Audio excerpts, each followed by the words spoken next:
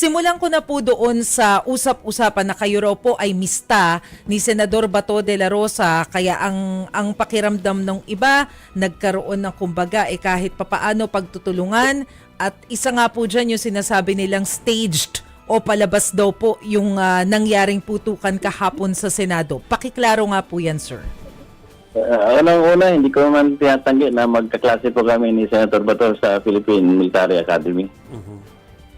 Ngayon po, doon sa sinasabing in-stage ko po yung in-stage po namin yung pangyayari kahapon, kaguluhan sa Senado, parang imposible po yatang paniwalaan yun dahil hindi na po magkaroon ng kaguluhan kung hindi po dumating dito ang NBI. Hindi ko naman po, wala akong power para paratingin po dito ang NBI na At saka pangalawa, dumating po sila dito, hindi po sila nagkaroon ng coordination sa amin. Pero sir, kanina po kasi doon sa pahayag ng NBI, ni NBI Director Matibag, doon lang naman daw po sa GSIS premises yung utos sa NBI agents dahil hiniling daw po yung kanilang assistance. Wala daw po sila doon sa Senate, pero nung makita raw po ng OSAA na NBI yung nandun, kayo raw po yung unang nagbigay ng warning shot.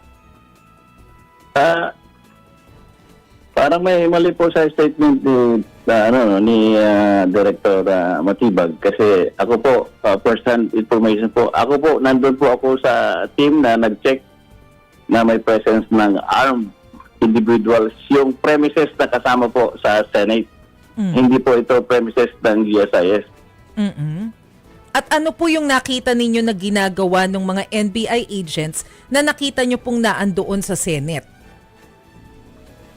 Nung pong na-obserbahan namin na mayroon na di mga armadong tao, nagbigay po kami ng challenge, verbal challenge po sa kanila kung sino sila at saka kung anong ginagawa nila dito. Pero kilala naman sila na NBI, pero dahil meron po silang barel, pinag-usapan po namin sila na kung pwedeng ibaba yung kanilang mga barel.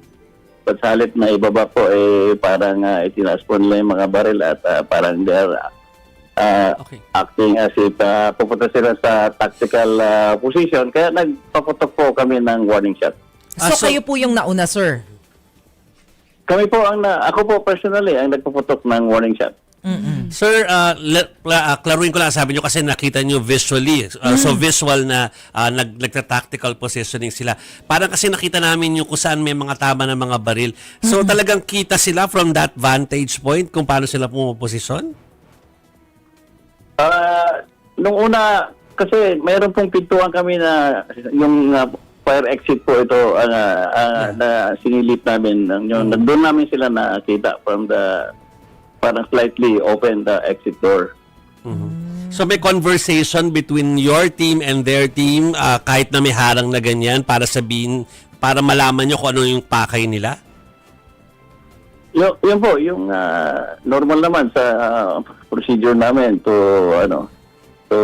challenge kung sino yung dahil hindi po namin unang-una hindi po namin kakilala talaga yung mga armadong dahil wala nga silang coordination. So noong sinalis namin kung sino sila, nagpakilala naman mga NBI, kaya medyo relax lang kami ng konti, kaya sinabi namin na kung po yung ibaba yung kanilang mga baril. Pero hindi po ganun ang nangyari, kaya nagpaputok po kami ng warning shot. Pero sir, if it's a warning shot, bakit po, ang sabi po kasi ni PNP Chief Nartates kanina, hindi bababa sa 30 yung gunshots na nakita nila base doon sa initial reports, and karamihan daw po nung pagputok ng baril nang galing inside the Senate. Ma'am, liwanagin ko lang ma'am. Ang Sige warning po, shot go po ahead. ay isa lang po. Ang warning shot po ay isang putok lang po ang warning shot. Yes, oo. Hindi po marami. So ako po ang nagpaputok ng isang warning shot. Pero sa halip na sila ay magbaba ng baril, sila po ay nagpaputok papunta sa amin. So nagkaroon na po ng palitan ng putok. Pero, yun, wala namang pong casualties, wala namang natamaan. Pero kasi po base na po dun sa initial report ng PNP, mas marami raw po yung basyo na nanggaling doon sa loob ng Senado. Hindi ko pa nakita yung official report pero kino-confirm ko po na marami po kaming Marami po kaming naiputok na mga bala from our side. Di ko lang masyado kabisado kung ilan. Opo. Sir, sorry, isang kulit na lang, Chiki, ha. Yung sabi nyo nga, nagpakilala sila eh. So, nagkaroon ng opportunity na gano'n, ano. Sir, hindi ba doon sa pagpapalitan ng paliwanag, hindi ba naipaliwanag kung ba't sila nandoon? Dahil sinasabi nila, sila ay nandoon because they need to lock up yung side ng GSIS. Hindi ba naipaliwanag yon? Yun po ang naging problema kasi nung nagpakilala naman sila ng NBI, so sana po hindi sila binaba na nila yung mga baril nila. Hindi naman kami magpapaputok ng warning shot kung wala kaming makitang threat galing sa kanila. Pero they pag relayed. itinaas mo po ang baril, ito po ay tinitingnan namin from a tactical point of view as a threat against a law enforcement officer. Pero nirelay nila sa inyo yung reason why they were there. Wala na pong opportunity kasi mabilis po ang pangyayari. Kaya po, yun nga ang tanong namin, kung wala naman silang naiisip na masama para magpunta sila dyan sa Senate premises, dapat po nakikipag-coordinate naman sila sa amin. Okay. Lagi naman, dati naman na ginagawa nila na kung may kailangan sila sa Senado, nagpupunta po sila sa amin, nakipag-coordinate po sila sa amin. Sabi nyo po, nandun sila sa side na ng Senate. Pero kung nandun sila at kinakausap nyo na sa kabilang side pa sila ng GSIS, paano po na sila ay nandun na sa premises ng Senate? Oo. Kung yun yung intindi ko Hindi sa po sinabi sa nyo. nung nakita po namin sila, nandito po sila sa area ng Senate. Wala na po sila sa area ng GSIS. You mean yung parang yung pinto na may mga tama na ng bala ay kinoconsider nyo na Senate na yung part na yan kahit na sa likod nun ay GSIS? Hindi po yun GSIS. Senate o portion pa po. Ito po ay LED. Oh. So meron ding LED ang part ng GSIS side, meron ding LED ang part ng Senate side. Okay. Good evening po, si Chiki Verhel po. Ito mukhang ngayon medyo may kalituhan no, sa maraming tao at iba-iba nga yung version. Yung CCTV po ba ay kasi sabi nila ay mas makakatulong daw ito no, sa investigasyon. Sino na po ang may kopya nitong CCTV with this incident po na makita po? Lahat po ng CCTV ng Senate ay naisabit na po namin sa investigating team na galing sa Pasay, NCRPO at saka sa CIDG. Sana din po makuha din ng mga investigator yung CCTV na nanggaling po sa GSIS. Hindi po natin ibinigay po, hindi po hiningi ng mga investigator po at sila po ang mag-iimbestiga. Katulad na nasabi ko, yung ni-request nila sa side ng Senate, na ibigay na po namin yung mga requirements lahat nila, documentary, statement ng mga tao, yung baril na isabit namin po, ballistic test, at saka yung CCTV footages. Mabilis na lang po no kasi kukulangin na ng oras pero tanong po talaga ng marami, meron po bang tumulong kay Senator Bato de la Rosa na lumabas ng Senate premises? Kanina umaga. Yung nakita po namin sa CCTV at saka yung report po ng ating mga security personnel na nakita po si Senator De La Rosa at si Senator Robin Padilla na naglakad at sumakay sa sasakyan at lumabas sa premises ng Senate about 2:30 ng madaling araw. At ito lang din po ang alam nyo, wala kayong alam anything else other than yung sa CCTV po, kahit po under your protective custody po si Senator Bato de la Rosa.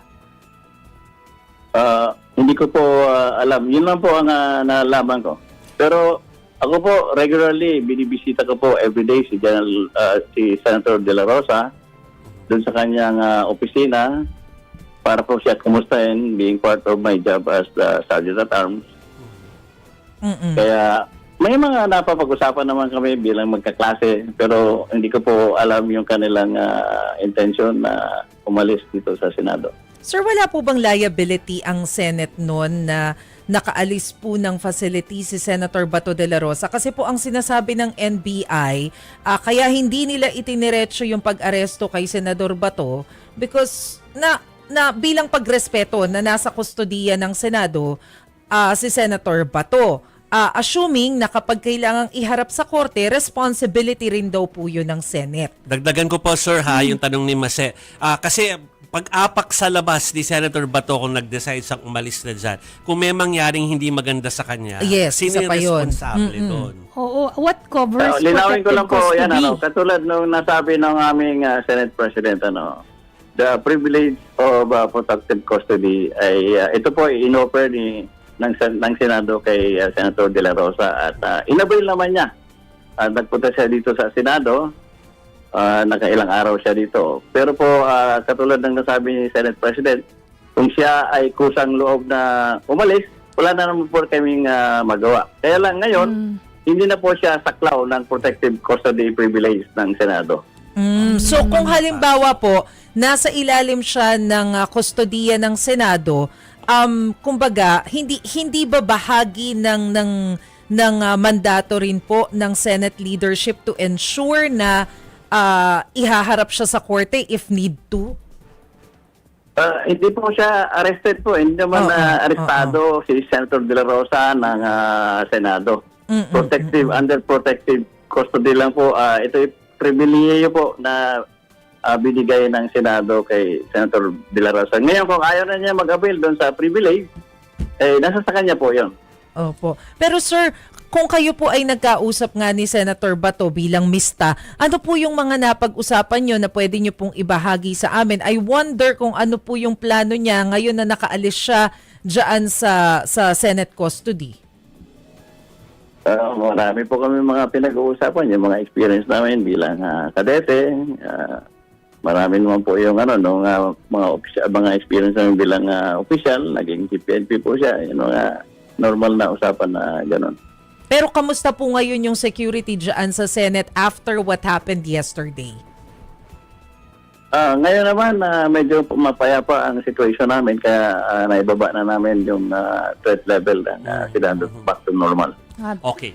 Last question na, pasensya na po, sir. Pero sinabi na sa press con kayo ni Senate President Cayetano na simula na yung impeachment proceeding. Sa Lunes daw start ito, no? Ano po bang paghahanda ang ginagawa ninyo security-wise at saka doon sa vicinity? Nakagawa na po kami ng series of coordination meeting with PNP, particularly the NCRPO. At na-set up na namin din yung mga security protocols na kailangan implement during the impeachment proceedings. Yeah, kasama doon yung pagsiguro na yung mga witnesses o kaya yung mga imbitahan ay magiging safe din doon sa premises po, ano? Tama po. We will ensure na wala na pong mangyaring katulad ng nangyari kahapon at nagbigay naman ng assurance ang Philippine National Police that they will extend the maximum support and assistance to the Senate Sergeant at Arms. Sir, sorry, pahabol. Yung nahuli na si Mel na sinasabing NBI agent daw, hindi daw kasi siya NBI. Sabi ni Director Matibag, parang volunteer lamang daw po yun. Pero kayo po ba, personally, nakita nyo po ba siya na kasama rin doon sa mga nagpaputok ng baril? Bakit po siya yung napuruhan na maaresto? Alam niyo, nahuli po kasi yung tao na yon after na po ng putukan. Nung dumating na po yung support personnel ng PNP, sila na po ang nag-conduct ng clearing operations doon sa area na kung saan nangyari. Doon po nila inabutan yung tao na yan. At later on, during the initial interrogation, nagsabi naman yung tao na siya ay kasapi ng National Bureau of Investigation.